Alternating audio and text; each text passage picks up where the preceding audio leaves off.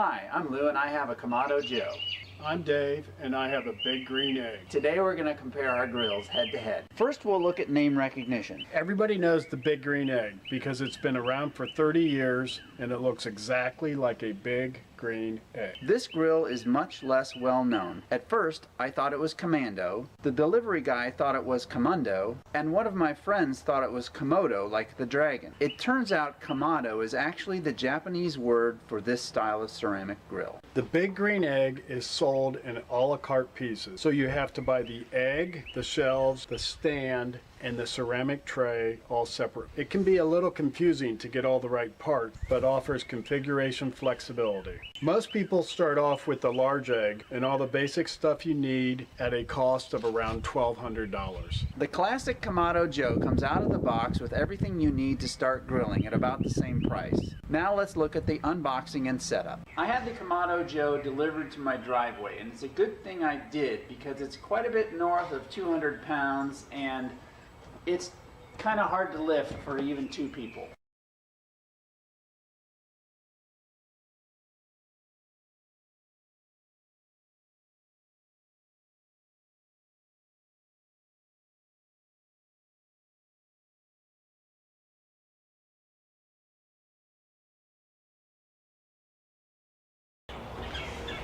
It took me about 20 minutes to unbox and set up the Kamado, including all the stuff that was foam packed inside.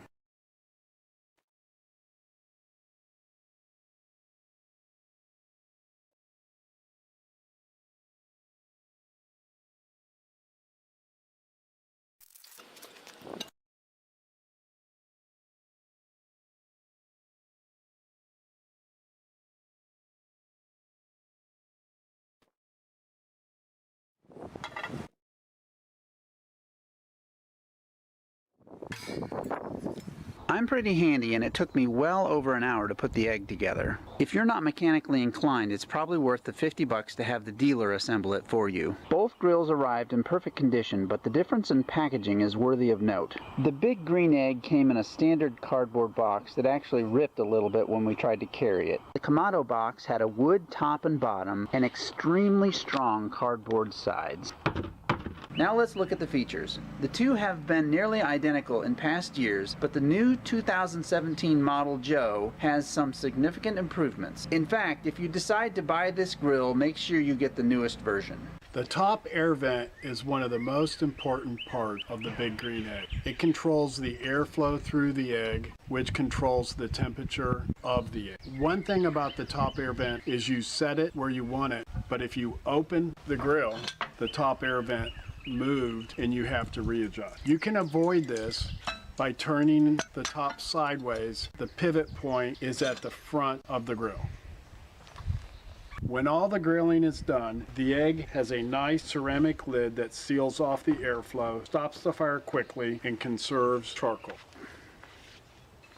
Don't leave this piece out in the rain because it can start to rust. The Joe top vent does not slide around and has these little lines to help you dial in the right temperature. There is no ceramic lid, but this is made of aluminum and does not rust in the rain. The egg thermometer is certainly decent, but the Joe edges it out with a larger, easier to read version. We did find one major flaw in the Joe in that its thermometer was almost 50 degrees out of calibration. Fortunately, you can take it out, dip in a boiling pot of water, and if it doesn't measure exactly 212 degrees, use a screwdriver and turn this screw on the back to calibrate it. Probably one of the most important differences in the two grills is the lid counterweight mechanism in the hinge.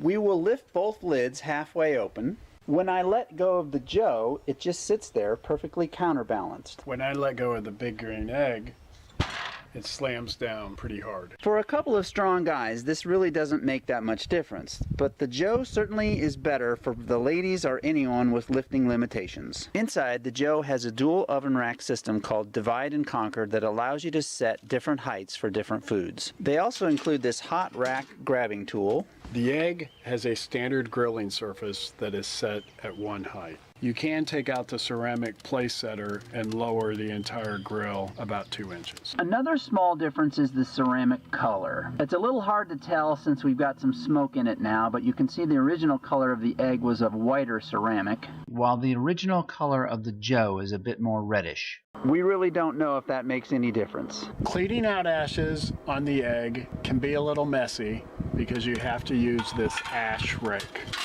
The Joe is easier to clean out because it has a stainless steel ash drawer.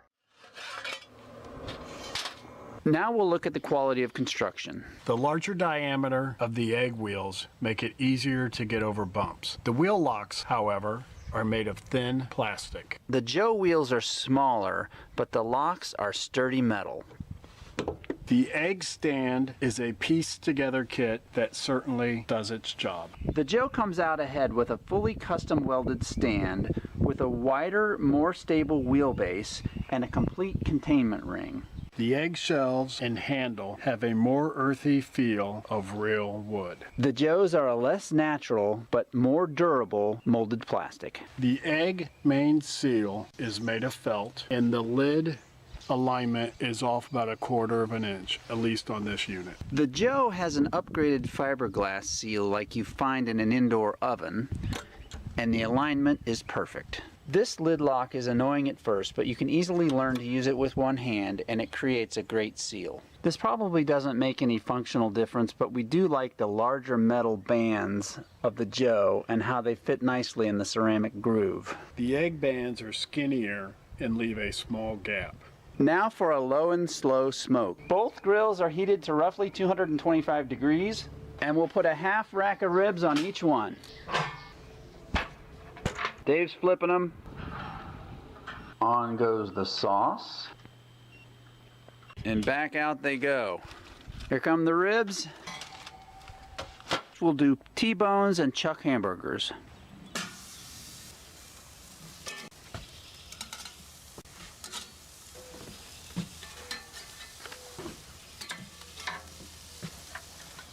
Here comes the food off the Joe.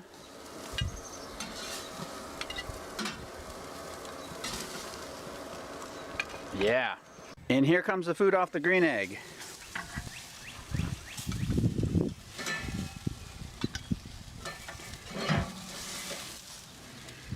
Man, that looks good too. We've divided the meat from each grill into 3 equal piles. I'll have my daughter secretly put each pile on either side A or B and not tell us. Randomized and ready to go. And now for the A-B taste test with Lou and Dave, and my wife Karen as a tiebreaker. For the burger, it's about the same. Steak is the same. I can't tell any difference in the burger. I'd say no difference in the T-bone here. None that I can tell. The ribs are my favorite, though. Mmm.